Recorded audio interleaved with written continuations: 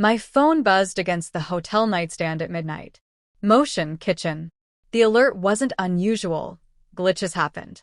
But the live feed showed two figures under my kitchen lights, holding a tape measure against my backsplash. It was my aunt and uncle, and my cousin's voice, clear as ice, floated through the speaker. Once my stuff's in the master bedroom, she'll just have to deal with it. My name is Maya. For years, I've been the anchor in a storm of my family's poor choices. I bought my LA bungalow with my own sweat, a sanctuary with a studio where I restored vintage ceramics, my quiet, sacred craft. To my family, my stability was just a shared resource. I'd paid temporary rents, covered last-time loans, and absorbed emergencies for my cousin Leo, the charismatic visionary who never quite launched. Each time, my aunt's plea was the same. "You're so strong, Maya. He just needs a little help." My silence was their green light. Now, watching them diagram my life from 600 miles away, a cold clarity settled in my veins. They weren't helping. They were annexing.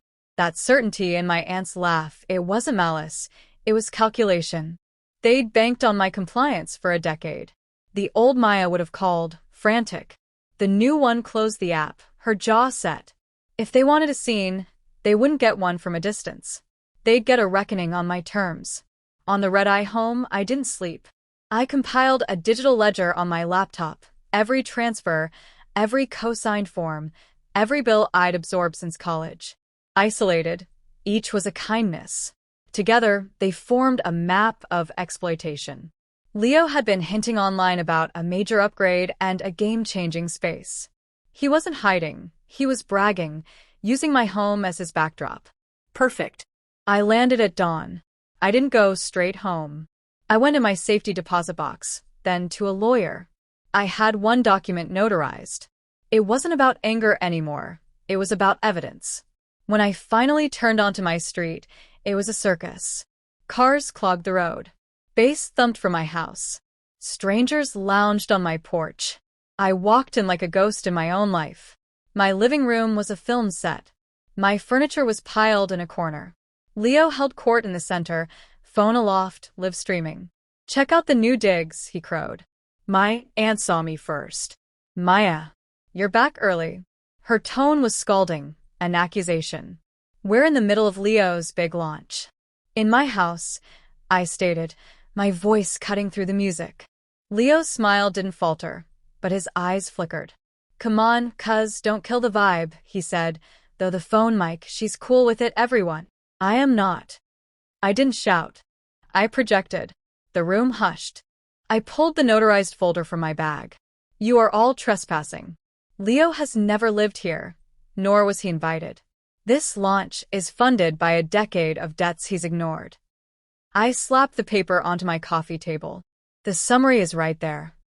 My uncle stepped forward, face purple. "Family doesn't do this in public. You did it in my private home," I said. "Now it's public." That's when Sasha walked in. Leo's now ex-business partner. Her timing was impeccable. She held a single sheet of paper. "I thought this was relevant," she said, her voice cool. She handed it to my aunt. "The loan for the company car. The one he said he owned.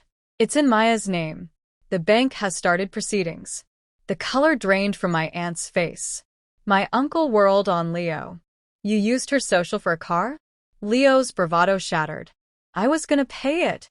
She never checks her mail." Sasha wasn't done. "The business credit line? Also in your names," she said, looking at my aunt and uncle. "The invoices are past due. They've been calling you for weeks." My uncle's phone rang, as if on cue. He read the screen, and his expression collapsed into pure betrayal. You ruined us." The room began to empty, guests becoming spectators to a family implosion.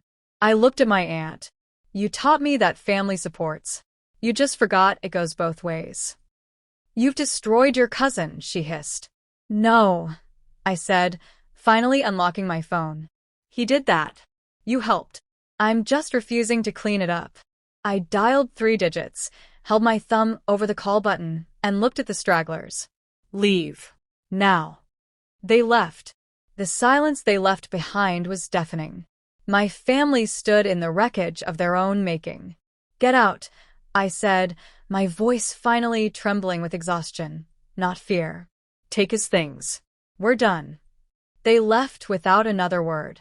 Leo, a hollowed-out shell, my aunt and uncle clinging to each other, not in unity, but in shock. I spent the night restoring order, piece by piece. The quiet that followed wasn't empty. It was mine. The fallout was swift and severe. Leo's online empire crumbled within hours. My aunt and uncle faced financial realities with no scapegoat to blame. They called, of course, to accuse me of betrayal, of airing private laundry.